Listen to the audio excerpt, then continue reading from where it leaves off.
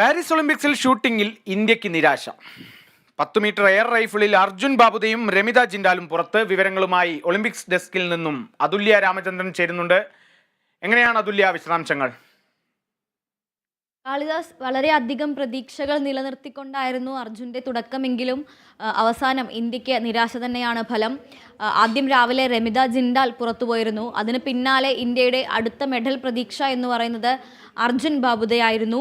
പുരുഷന്മാരുടെ 10 metre air rifle വ്യക്തിഗത വിഭാഗത്തിലാണ് അർജുൻ ഫൈനലിൽ മത്സരിച്ചത്. അർജുൻ ഈ റൗണ്ടിലേക്ക് യോഗ്യത നേടിയത് തന്നെ 5ാം സ്ഥാനക്കാരനായി വലിയൊരു പോയിന്റ് നില ഉയർത്തിക്കൊണ്ട് തന്നെയാണ് യോഗ്യത നേടിയത് തന്നെ. അതുകൊണ്ട് തന്നെ ഇന്ത്യയെ സംബന്ധിച്ചിടത്തോളം മെഡൽ പ്രതീക്ഷ കുറച്ച് അധികം തന്നെ ഉണ്ടായിരുന്നു എന്ന് പറയേണ്ടി വരും. പരമ്പര അല്ലെങ്കിൽ സീരീസുകൾ ആരംഭിച്ചപ്പോൾ ആദ്യത്തെ 4 സീരീസുകളിലും കൃത്യമായ ആധിപത്യം പുലർത്തിക്കൊണ്ട് അർജുൻ 2ാം സ്ഥാനത്ത് തന്നെ നിന്നിരുന്നു. പോയിന്റിലൊരംശം വ്യത്യാസം മാത്രമാണ് 1ാം സ്ഥാനക്കാരനുമായി അർജുൻ ഉണ്ടായിരുന്നത്. ചില സമയങ്ങളിൽ 178.1 എന്ന പോയിന്റിലെത്തുമ്പോൾ തൻ്റെ മുന്നിലുള്ളയാളുമായി ദശാംശത്തിൽ മാത്രമായിരുന്നു അർജുന് വ്യത്യാസം ഉണ്ടായിരുന്നത്. എന്നാൽ ആ 2ാം സ്ഥാനത്ത് നിന്നാണ് അർജുൻ പെട്ടെന്നാണ് 4ാം സ്ഥാനത്തേക്ക് പിന്തള്ളപ്പെട്ടത്.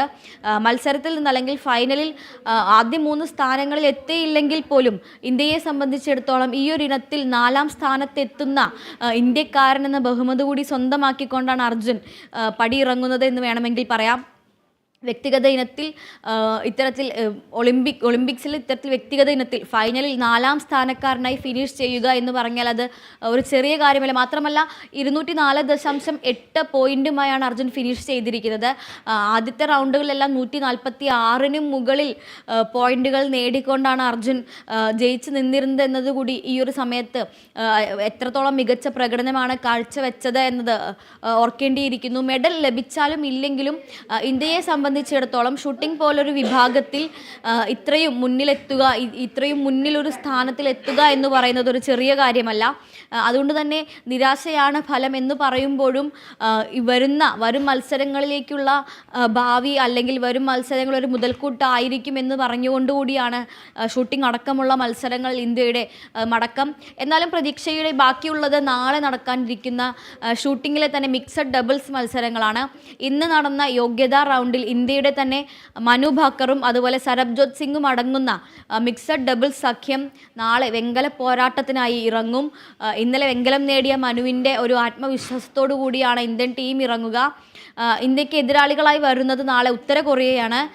മനു ബേക്കറിനൊപ്പം മത്സരിച്ച് സ്വർണ്ണ മെഡൽ നേടിയ കൊറിയയുടെ OA ജിൻ അടങ്ങുന്ന മിക്സഡ് ഡബിൾ സഖ്യമാണ് ഇന്ത്യയുടെ എതിരാളികൾ. വെങ്കല പോരാട്ടത്തിൽ ഇന്ത്യയുടെ എതിരാളികൾ.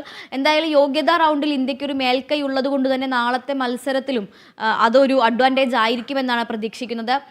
ഷൂട്ടിങ്ങിൽ വീണ്ടും പുരുഷന്മാരുടെ ഷൂട്ടിങ്ങിലേക്ക് വരികയാണെങ്കിൽ അർജുൻ്റെ പ്രധാന എതിരാളി എന്ന് പറയുന്നത് ചൈനയുടെ ലേ ഷിൻഹായിരുന്നു. അദ്ദേഹം ഒളിമ്പിക് റെക്കോർഡോടുകൂടിയാണ് സ്വർണം നേടിയിട്ടുള്ളത്. ഷൂട്ടിംഗ് വിഭാഗത്തിൽ ഇത്തരത്തിൽ വരുന്ന ഒളിമ്പിക്സിലെ ആദ്യത്തെ റെക്കോർഡ് കൂടിയാണ് ഇത്. എന്തായാലും 3ാം ദിനം ഏറെ പ്രതീക്ഷകളോടുകൂടിയാണ് തുടങ്ങിയതെങ്കിലും വേണ്ട രീതിയിൽ ഒരു മത്സരം പുറത്തെടുക്കാൻ അല്ലെങ്കിൽ മെഡലുകൾ നേടാൻ ഇന്ത്യക്കായിട്ടില്ല. ഇനി നടക്കാനുള്ളത് വൈകുന്നേരം പ്രധാനപ്പെട്ടത് ഹോക്കിയാണ്. അർജന്റീനയാണ് ഹോക്കിയിൽ ഇന്ത്യയുടെ എതിരാളികൾ. വലിയ പ്രതീക്ഷകളോട് കൂടി തന്നെയാണ് ഇന്ത്യ ഇറങ്ങുന്നത്. എന്തായാലും ഹോക്കിയിൽ ഇന്ത്യ കളം തിരിച്ചു പിടിക്കുമെന്ന് തന്നെ പ്രതീക്ഷിക്കാം. കാളിദാസ്, തീർച്ചയായും ഏറെ നിരാശാജനകമായ വാർത്തയാണെങ്കിലും ഇനിയും മറ്റു മത്സരങ്ങളുണ്ട് ഇന്ത്യക്ക് മുന്നേറാൻ. ഇന്ന് വൈകിട്ട് ഇന്ത്യ അർജന്റീനയെ നേരിടും ഹോക്കിയിൽ. എന്തായാലും മറ്റു മത്സരങ്ങളുമുണ്ട്. ഇന്ത്യക്ക് ഏറെ പ്രതീക്ഷ കൈവിടാനായിട്ടില്ല. പ്രതീക്ഷ തന്നെയാണ്. ഒളിമ്പിക്സിൽ മികച്ചൊരു മുന്നേറ്റം തന്നെയായിരിക്കും ഇന്ത്യ കാഴ്ചവെക്കുക. എല്ലാത്തിൻ്റെയും വിശദാംശങ്ങളാണ് ഒളിമ്പിക്സ് ഡെസ്കിൽ നിന്നും അതുല്യ രാമചന്ദ്രൻ നൽകിയത്.